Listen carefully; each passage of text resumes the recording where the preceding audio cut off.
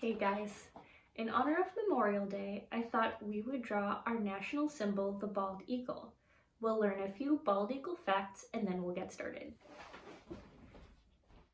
This is the Great Seal of the United States. The bald eagle was chosen for it because it is strong, majestic, and unique to North America. Bald eagles live for about 20 years and mostly eat fish. Their eyesight is so good that they can spot a fish from a mile away. They are found in every state but Hawaii. Bald eagles used to be an endangered species, but their population has since recovered and they are no longer considered at risk. Okay guys, I'm ready with my photo of a bald eagle for reference, and I'm going to start out with a pencil because the way we're going to draw this is going to require some erasing. Okay, so I'm going to start with just the basic shapes, right? I don't want to do the eye first because I don't really know where I should put it yet. So when I look at this bald eagle, I see kind of a wide oval for his head, and then a kind of a rectangle underneath for his neck. And then I've got two curves here for the tops of his wings. So I'm going to start with the wide oval, and I'm going to make sure I leave some room right here for the beak. And I know it doesn't have to be perfect because a lot of this is getting erased anyway. I'm just trying to find a good oval shape like that. Now I'm going to draw that wide rectangle underneath for his neck. So it kind of comes down like that and down like that. And I know there's little ruffles down here for his feathers, but that's a detail that I'm going to save for the end. And then I'm just going to curve out and down for the tops of his wings.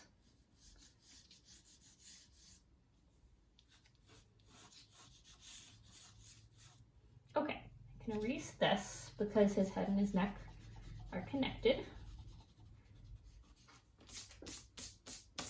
Okay, I can erase this because his beak is going to go there.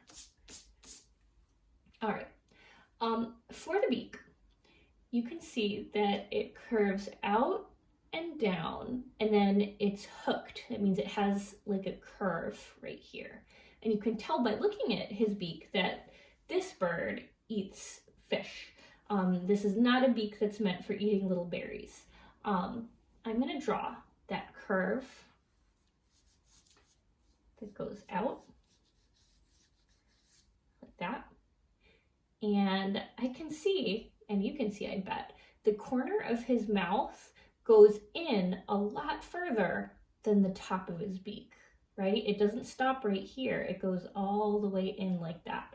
So I'm going to curve up, and I'm going to make this line go in a lot farther than right here.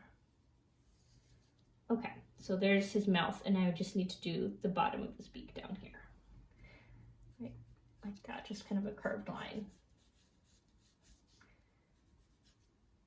Okay, for his eye, bald eagles have a really intense look. And there's kind of two things going on that add to that look. One is that his eye is very deep set.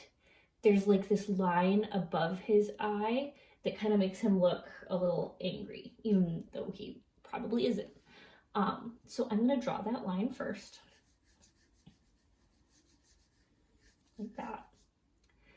And the other thing that makes him look very intense is that his pupil right here is very small, and it's not touching at the top.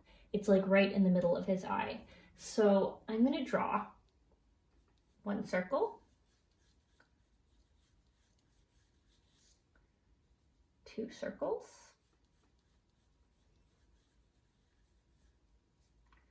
three circles. And I'm going to erase some of this extra line here. Okay, so now I'm going to draw the side of his beak right here where it is attached to his head. So I'm just going to curve down and in for the side of his mouth. and then we curve in and down for that part of his beak. Okay, so now I'm ready for some smaller details like the little feathers, like his nostril. So you'll notice his nostril is not a dot, it's like a little opening, it's almost like a line, kind of angles, right? It's not straight up and down, it's not straight side to side, it's at an angle. And then to do the feathers for his head, I'm just gonna make these kind of up and down lines. And I'm gonna try to not make them all exactly the same. That'll make it look a little more natural.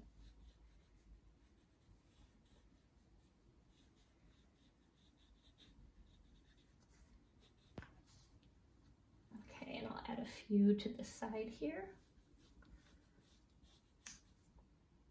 And I'll add a few ruffles to the top of his head too.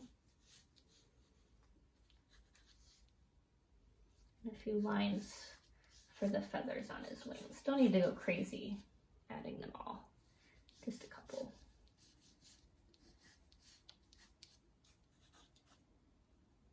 Okay, and that's it. For your bald eagle, you can color it if you want. I used crayons for my first example. I think I'm going to use markers for this example.